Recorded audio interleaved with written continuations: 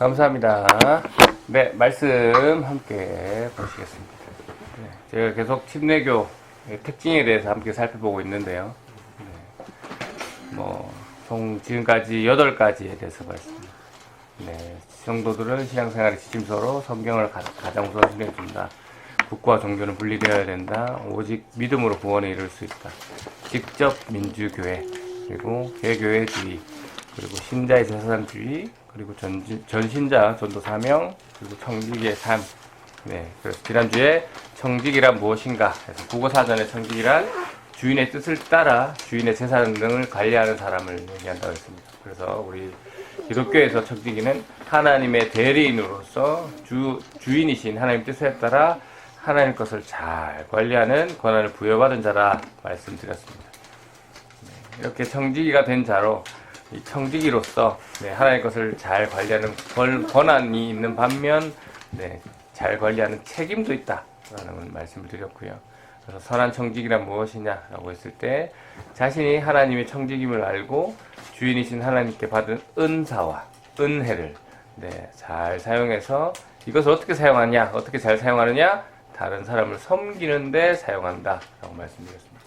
그리고 미래를 준비하는 지혜로운 자가 되어야 된다라고 말씀드렸는데 그 미래를 준비하는 것이 무엇이냐라고 했을 때 하나님의 뜻을 실행하는 자가 미래를 준비하는 자다라고 했습니다. 어떻게 지난 한 주간 선한 청지기로서 하나님께 받은 은사와 은혜를 다른 사람들 섬기는 일에 사용하셨는지 아니면 미래를 준비하는 청지기의 삶을 사셨는지 궁금합니다. 자, 오늘은 이제 9번째인가요? 9번째로 침례교회 의식에 대해서 침례교회 의식이긴 하지만 사실 이건 개신교의 의식이기도 합니다. 개신교의 의식이 2가지고요. 침례교에서도 역시 2가지를 하기 때문에 사실 똑같습니다. 의식이 뭔지 아십니까? 의식. 성례라고 합니다. 성례. 성례라고 불립니다. 가톨릭에서는. 그 침례교도 그렇고 거의 모든 대부분에서는 2가지를 하는데요. 이 2가지 무슨 의식일까요? 침례식. 침례 주는 거랑요. 하나 더 뭘까요? 정기적으로 하는 거. 주의 만찬. 주의 만찬 얘기합니다. 주의 만찬. 주의 만찬, 그러니까 성찬식이라 하죠. 성찬식. 세례식, 아니면 성찬식, 이렇게, 장로교에서 표현을 하죠. 그래서, 다들 경험이 있으시죠? 성찬식 해보셨죠? 주의 만찬 해보셨죠? 성이라는 단어가 가톨릭에서 쓰는 단어라서 저희가 잘 쓰진 않습니다. 성가대 이런 것도 성자가 조금 성경적인 맞지 않다고 생각해서 주의 만찬 이렇게 표현하고 있고요. 성가대를 하지 않고 찬양대, 찬양단으로 요즘에는 많이 바꿔서 옛날에는 성가대라고 했는데 조금씩 저희들의 언어로 성경에 반하는 것들은 조금 줄이는 언어로 이렇게 변화되고 있는, 순화되고 있는 그런 과정이 있습니다. 그래서 오늘은 침례교회 이지 아마 이고 또 개신교의 2가지 의식, 주의 만찬 그리고 침례식 중에 첫 번째 침례에 대해서 한번 살펴보도록 하겠습니다. 침례를 왜 하느냐? 왜 할까요? 당연히 성경에 있기 때문에 하겠죠. 관련해서 마태복음 3장 13절에서 17절 때 어떻게 한번 같이 찾아볼까요? 찾아보고 개역 개정 성경이 많기 때문에 오늘 개역 개정으로 함께 읽겠습니다. 마태복음 3장 13절에서 17절 말씀.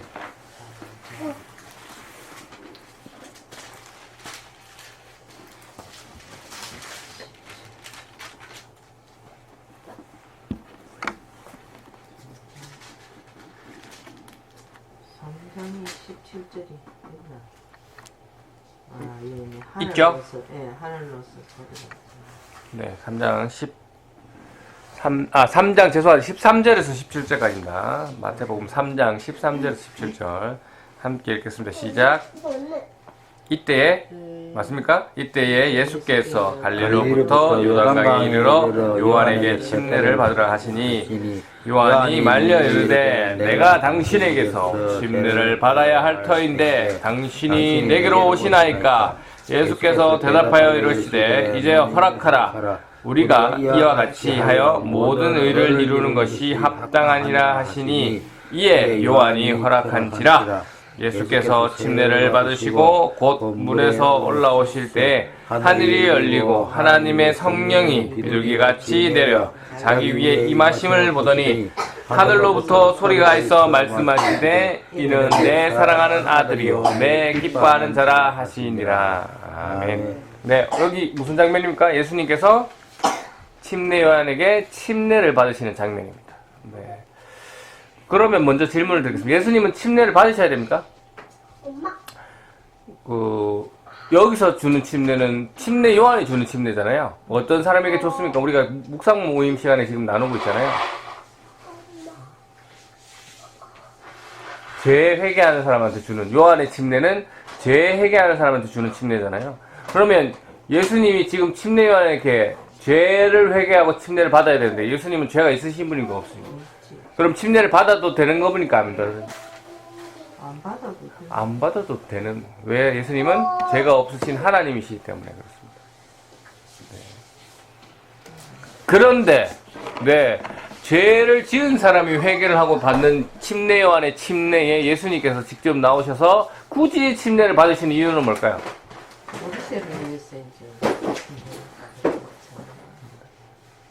보여주시기 위해서. 본보기로. 네, 본보기죠. 네, 맞습니다. 본이라는. 내가 이렇게 할 테니까, 네, 너희도 그렇게 해라. 예수님이 항상 말씀드리지만, 먼저 보여주시고, 저희 보고 시키셨어요. 자기는 안 하면서 말만 한 사람들이 아니고, 먼저 내가 침례를 받으니까 너희도 침례를 받아라. 이렇게 보여주시고.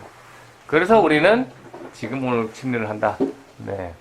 이 신이신 분이 먼저 침례를 받는 모습을 보여주시고, 네, 우리에게 보여주시는 것. 그리고 또 침례 관련해서 또 여러 가지 나오는데요. 요 신약 성경이죠. 신약 교회의 모습인데, 사도행전 2장 41절 한번 찾아볼까요? 계속. 침례 관련된 내용입니다. 성경에 침례가 있다라는 것을. 그래서 우리가 지금 침례식을 하고 있다는 것을 하기 위한 차례입니다.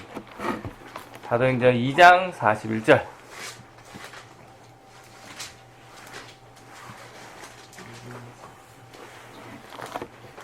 몇 페이지고?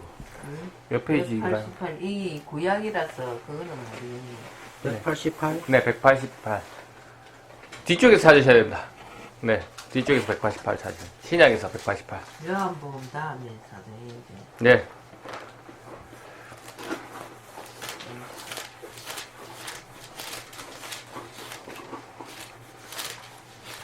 사도행전 2장 41절 함께 읽어볼까요? 시작. 그 말을 받은 사람들은 세례를 받으며 이날에 신도수가 3,000이나 다하더라. 네, 여기서 그 말은 베드로의 설교입니다. 베드로의 설교. 앞에 베드로가 설교하거든요. 예수님이 하늘로 올라가시고 예수님의 약속대로 성령님이 오셨죠. 그래서 베드로가 성령을 받았어요. 그 성령을 받은 베드로가 사람들 앞에 설교하는데 그날 그 베드로의 설교를 받은 사람이 3,000명. 믿은 사람이 3,000명이 됐고 그 사람들이 다 뭘 했습니까? 뭘 받았다고 합니까? 침례를 받았다고 합니다. 침례. 3,000명이 강가에 줄 서가지고 침례를 받는 모습 장엄하겠죠. 엄청나겠습니다. 네, 그런 모습. 네, 그런 모습. 그래서 우리도 침례를 오늘날까지 받고 있다. 이어서 그 뒤에 쭉 나온 내용인데 한번 보실래요? 사도행전 8장 36절 다 사도행전입니다. 사도행전 8장 36절.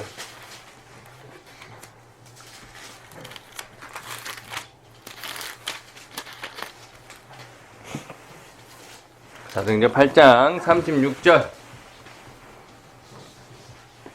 사실 한번 읽겠습니다. 시작. 길 가다가 물이 있는 곳에 이르러 그 내시가 말하되 보라 물이 있으니 내가 침례를 받음에 무슨 거리낌이 있느냐.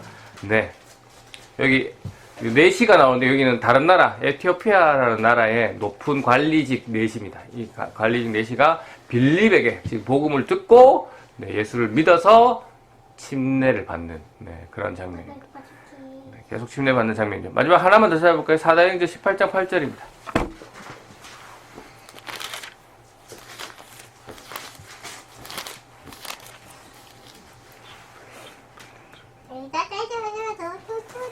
네, 사도행전 18장 8절 시작. 또 회당장 그리스도가 온 지방과 더불어 주를 믿으며 수많은 고린도 사람들도 듣고 믿어 침례를 받더라. 네. 이 고린도에 사는 회당장입니다. 회당장. 네, 그 사람 이름이 그리스도인데 그 사람과 그 집안 사람들이 바울에게 침례를 받았던 내용입니다. 네. 예수님도 침례를 받으셨고 초대교회 사람들도 네, 그리고 이방인 네, 내시들도 네, 이방 사람들도 침례를 받았고 네, 이렇게 예수님을 믿는 사람은 침례를 받는 장면들이 나오기 때문에 오늘날 이러한 성경적인 근거로 우리가 네, 침례를 받고 있습니다.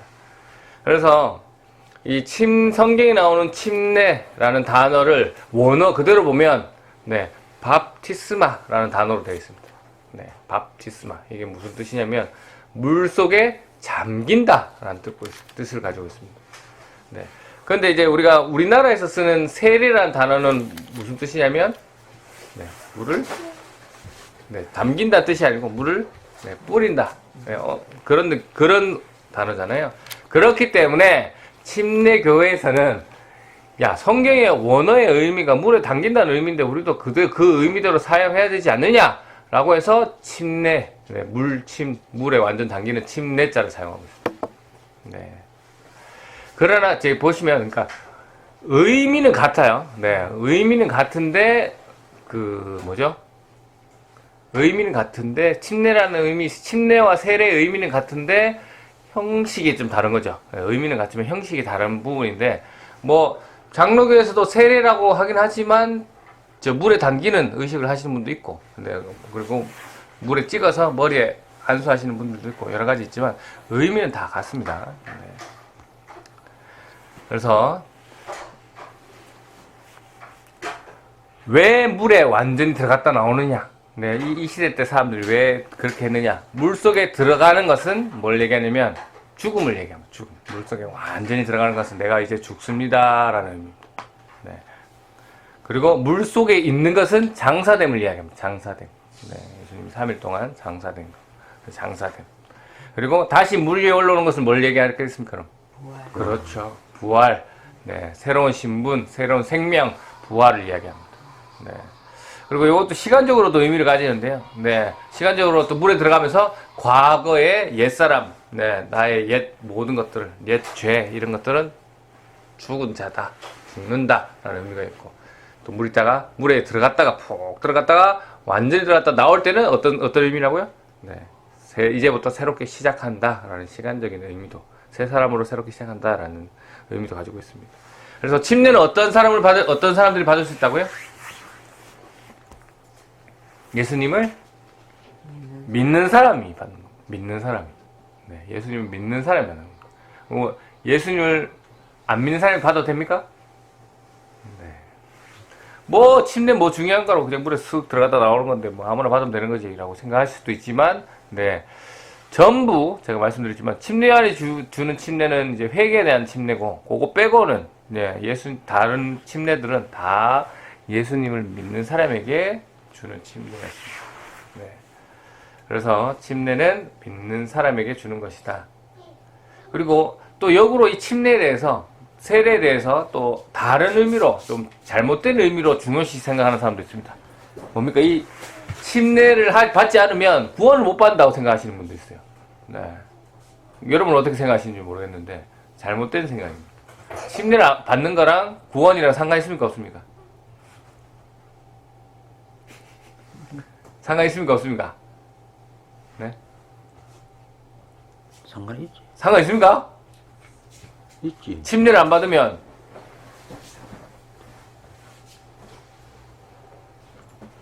구원 못 받은 겁니까? 구원은 맞을 전부터 우리의 태도이기 때문에 구원은 네.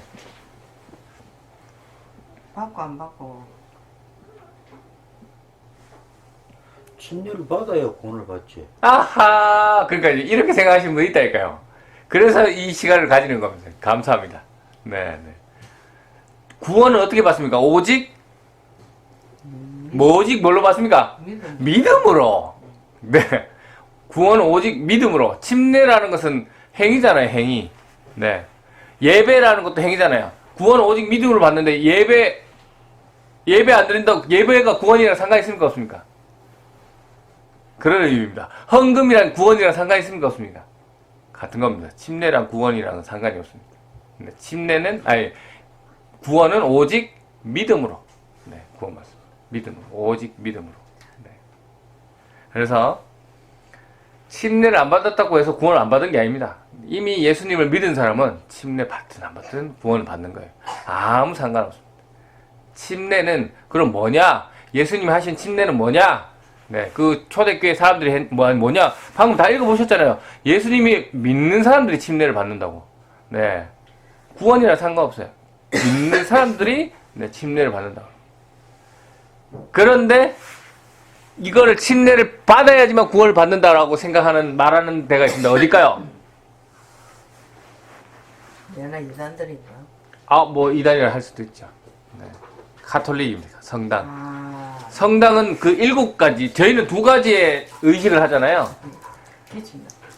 네, 7가지, 그 성당은 7가지를 해야 됩니다. 아시겠지만, 뭐, 침례, 그 다음에, 뭐, 성찬식 뿐만 아니라 5가지 더. 그 중에 하나가 그 신부들에게 재고백하는 거 있잖아요. 뭐라 하는, 무슨 고백을 하는. 네, 그런 것도 하고. 그래서 신부들에게 내 죄를 고백하면 신부가 하나님의 대리인이기 때문에 그 죄를 용서해 줄 수 있다고 하거든요.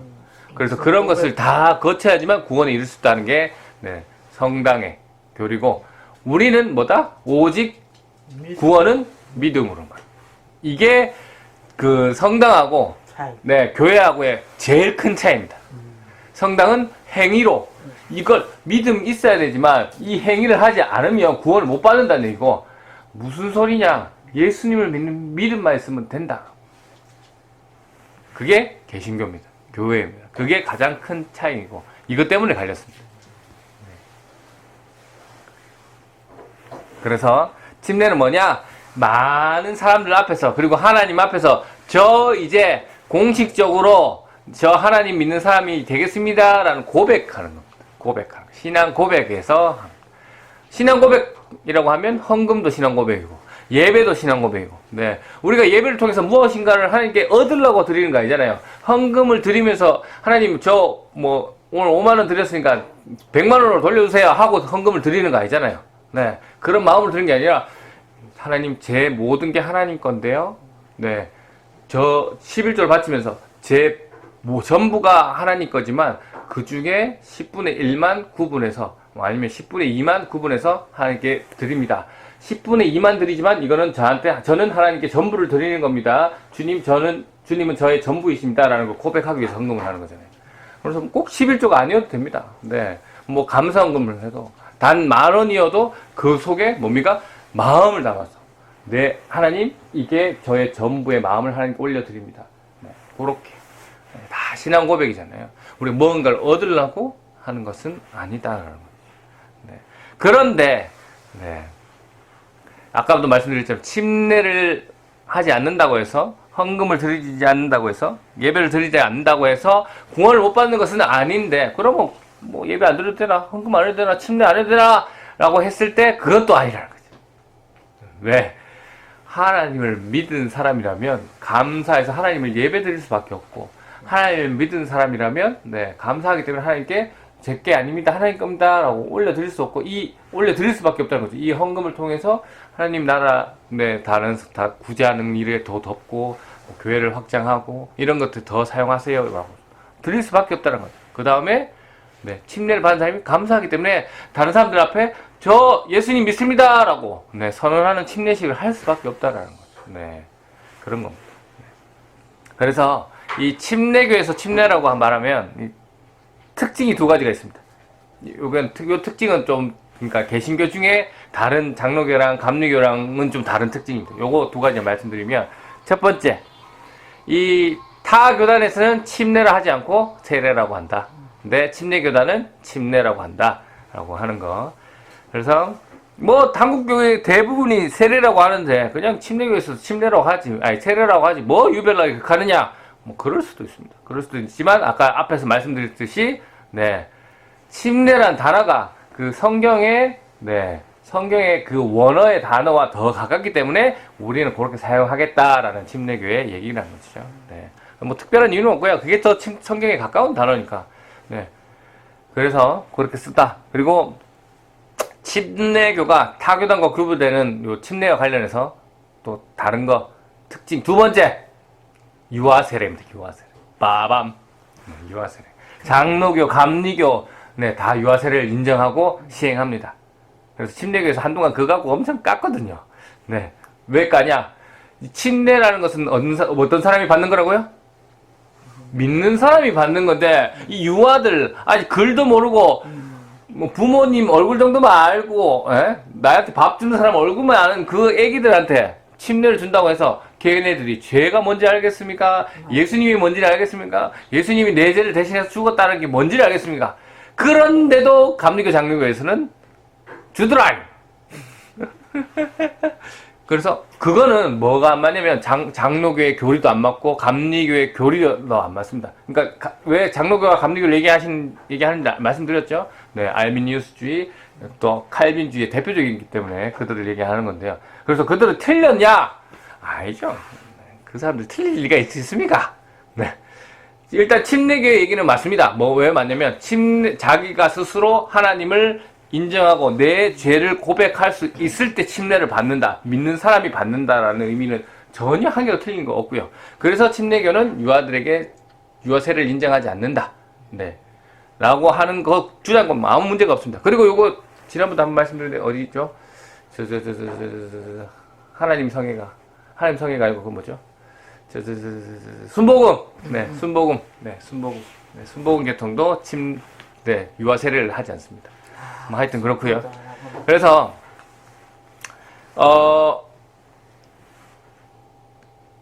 장로교에서는 이 유아세례가 뭐 왜 걸리냐면 이 세상의 모든 사람은 죄인으로 태어났다라는 것이 장로교의 주장이고요. 뭐 저도 따라가는 건데, 그런데 이 유아가 아까도 말씀드렸지만 죄인인데 죄를 인식하지 못하는 거잖아요. 네, 자기가 죄인인 걸 알지 못하잖아요. 그래서 그거에 맞지 않고 감리교는 인간의 선한 자유의지로 예수님을 믿고 안 믿고를 결정할 수 있는데, 뭐 애기가 어떻게 선한 건지 어떻게 나쁜 건지, 하나님 선택하는 게 선한 건지 나쁜 건지를 모르는데 어떻게 그걸 하냐라는 의미에서 그 교리랑 맞지 않는데도 불구하고 왜 장로교랑 감리교는 이걸 하느냐? 네, 이제 잘 들어보시면 감리교는 이 아이이기 때문에 그런 걸 구분 못하고 그냥 단순히 아이지만 이 공동체가 속한 이 단체에서 자신들의 신앙 고백 차원에서 그냥 하는 거예요. 네. 이 아이가 지금 이 침례식을 합니다. 하나님 받아주세요 하면서 이 교회 전체가 자신들의 예배를 드리는 것처럼 그냥 자신의 신앙 고백하는 의미를 담아서 올린. 실제 그 아이가 그거 하진 않지만, 네, 마찬가지로 장로교는 그러면 또 왜 유아세를 인정하느냐? 네, 그 아이가 이게 죄인지 지가 죄인인지 아닌지 알지 못하지만, 네, 하나님은 은혜가 많으신 분이에요. 그래서 하나님이 먼저 그 아이에게 은혜를 베푸신다는 의미에서 유아세례를 합니다. 그렇게 이해하시면 됩니다. 그래서 아무 문제가 없습니다. 네. 이런 의미로 봤을 때, 네, 유아세례 안 받고 안 받고가 중요합니까? 안 중요합니까? 별로 안 중요합니다. 세례를 안 받다고 해서 구원 받는 겁니까? 안 받는 겁니까? 상관없는 겁니다. 상관없는. 네. 그러니까 애기가 침례를 못 받고 죽었어요. 그 애기는 지옥 갑니까? 예수님도 모르는데? 네. 다 맞는 말이에요. 그래서 뭐 그렇다고 침례교는 또 아까도 얘기했지만 유아세를 인정하지 않는다고 했잖아요. 근데 유아세를 인정 안 하는데 침례교에서는 안 하느냐? 아니라니까요. 침례교에서 유아세례라는 이름을 안 하지만 헌화식 같은 걸 하는 데가 있습니다. 이 아이를 데리고 와서, 네, 하나님 이 아이를 데리고 왔습니다. 우리 부모의 신앙에 따라 잘 키우겠습니다. 라는 신앙 고백의 차원에서 아이를, 네, 그렇게 또 하는, 헌화식 하는 교회가 있습니다. 네. 그래서 아까도 얘기했지만, 혹시 이 침례를 주지 않았는데, 침례교에서는 유아세를 주지도 않았는데 이 아이가 죽으면 어떻게 되나요? 라고 했을 때, 오직 구원은 믿음으로. 근데 침례를 받고 안 받고 상관없습니다. 네, 오직 믿음으로 구원을 얻는 거기 때문에 네, 상관없다. 근데 그 아이가 믿음이 있냐라고 하는 문제는 둘째 문제입니다. 네, 둘째 문제입니다. 네. 예수님을 어릴 때 인지 못하고 죽은 아이들은 지옥에 가느냐? 네. 요즘 신약자들, 목사님들 거의 대부분이 네, 그거는 하나님 뜻이기 때문에 알 수 없다라고 대답하지만 다들 하나님은 사랑이 많으신 은혜로우신 분이기 때문에 아주 천국에 갈 거라는 긍정적인 걸로 보고 계십니다. 왜 성경에 일단 안 나오기 때문에 그걸 정하게. 근데 옛날에 잘 모르던 신학적으로 정립이 안 됐을 때는 그 목사님들이 뭐라고 했냐면 지옥에 간다고 했거든. 왜? 예수님을 안 믿어서. 근데 그 아이들은 예수님을 모르잖아요. 기회조차 받지 못하는 애들에게 지옥 간다는 건 말이 안 돼. 옛날에 선조들, 네? 우리 조상들, 예수님 시대 살기 전 사람들 지옥 간다고 얘기하면 안 됩니다. 그건 하나님이 결정하시는, 하나님이 아시는 거고. 네. 그래서 성경에 알곡과 쭉정이라는 비유 나오잖아요. 그래서 하나님 믿는 사람은 천국 가고 쭉정이들은 불에 타버린다라는 이 비유. 그럼 그 천국 가, 예수님 믿는 사람은 천국 가고 예수님 안 믿는 사람은 지옥 간다는 얘기 아닌가요? 맞는 얘기인데 요 내용의 대상들이 중요합니다. 대상. 예수님이 누구한테 얘기한 거냐? 네. 당시 하나님이 이미 알고 있는 사람들. 예수님을 알고 있는 대상들에게 한 얘기입니다. 네. 알고 그런 대상들이 아닌 사람들한테는 아닌 거예요. 거의 이런 얘기들 성경에 나오는 전부 다 네, 하나님이 이미 알고 있는 사람, 예수님을 알고 있는 사람들에게 천국과 지옥을 얘기해요. 그러니까 여러분들 같은 사람들, 여러분들 같은 사람들한테 네, 예수님을 지금까지 충분히 들어왔고 알고 인지하고 있는데도 예수님을 믿지 않으면 지옥 가는 거예요. 그런데 태어나서 불교 환경이나 이슬람 환경에서 한 번도 예수 그리스도가 누군지도 모르고 그런 기회조차 예수라는 이름조차 들어보지 않은 친구들한테 지옥 간다라는 건 말이 안 된다는 얘기예요. 그거는 하나님이 알아서 결정하시는 거예요. 지금 똥줄 타야 되는 거는 저희입니다. 저희. 네. 안 믿는 사람들은 하나님의 선한 그걸로 네, 딱 결정하시는 문제. 이걸 잘 생각하셔야 되는 게 네, 성경에 예수님 믿기 전에 태어난 아브라함, 다윗, 예수님 믿었습니까? 안 믿었습니까? 하나님을 믿었죠. 그때야 뭐 예수님이 없었지. 그렇죠. 근데 예수 안 믿으면 지옥 간다는 얘기를 어느 잘못된 사람이 얘기합니까? 예, 예수 안 믿으면 지옥 간다는 얘기를 어느 잘못한 사람이에요? 그럼 아브라함, 다윗 다 지옥 간대요. 그런데 성경에는 아브라함과 다윗에 대해서 신약 성경에 보시면 지옥 간다 얘기 안 하고 있거든요. 아무도 얘기 안 했다는 얘기들은 당연히 그 시대 사람들은 그 사람들이 당연히 하나님 나라에 갔을 거라고 믿고 있는 거기 때문에 그들은 예수님을 알지 못했고 믿지 않았지만 물론 예수님이 그때도 계셨지만 그들이 정확하게 예수님을 구주로 인지하지 않았고 그렇게 하지 않았지만 고백하지 않았지만 그들에 대해서 아무 성경이 신약 성경이 아무도 얘기 안 하는 것은 당연히 그들도 좀 갔을 거라는 있겠네. 그래서 똥줄 타는 건 저해야 됩니다. 지금 예수님이 누군지 알고 어떤 분이신지 알고 내 죄를 위해서 죽었다는 걸 아는 우리가 제대로 살아야 돼요. 기회를 못 받은 사람들은 하나님이 알아서 하십니다. 그래서 오늘 침례라는 것은 많은 사람들 앞에서 자신의 신앙을 드러내는 신앙 고백이다. 그래서 침례를 못 받는다고 해서 구원을 못 받는 것이 아니다. 전혀 상관없다. 오직 구원은 믿음으로 되는 것이다. 하는 거. 그래서 역사적으로 이 침례를 왜 세례라고 바꿨냐라는 거 봤을 때 몸이 아픈 사람도 있잖아요.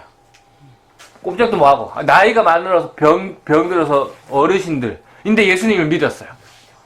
근데 침례 받으려고 바다까지 가야 됩니까? 강까지 가야 돼요? 그리고 물에 푹 들어갔다 나야 됩니까? 안 되기 때문에 물을 가지고 와서 안수해주면서 침례식을 개시해서 그걸 세례로 한 용어들이 지금까지 온 거거든요.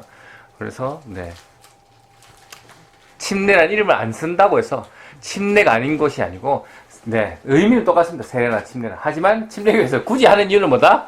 그냥 단어 의미가 성경과 가깝기 때문이다. 그렇게 이해하시면 됩니다. 그래서 물 뿌리든 물에 잠기든 네, 별로 안 중요합니다. 왜 의미는 네, 많은 사람들 앞에서 하나님께 말 앞에서 나의 신앙을 고백하는 거기 때문에 별로 안 중요하지만 이왕이면 우린 침례교단이니까 네, 좀 더 성경에 가깝게 하면 좋지 않겠느냐.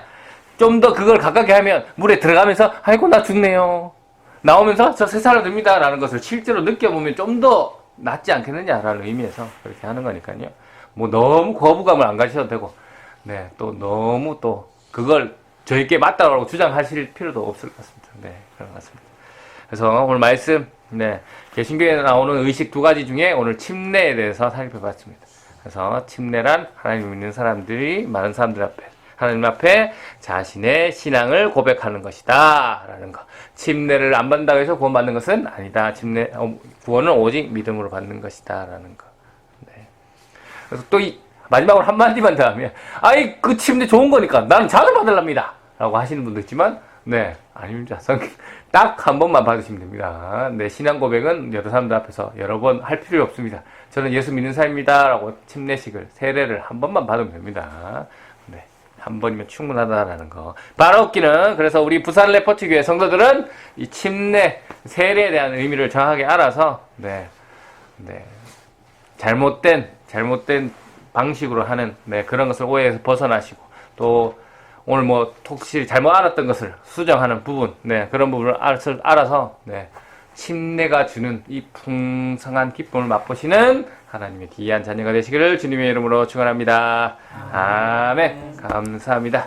네, 이 시간 함께 기도하실 때 오늘 주신 말씀 침례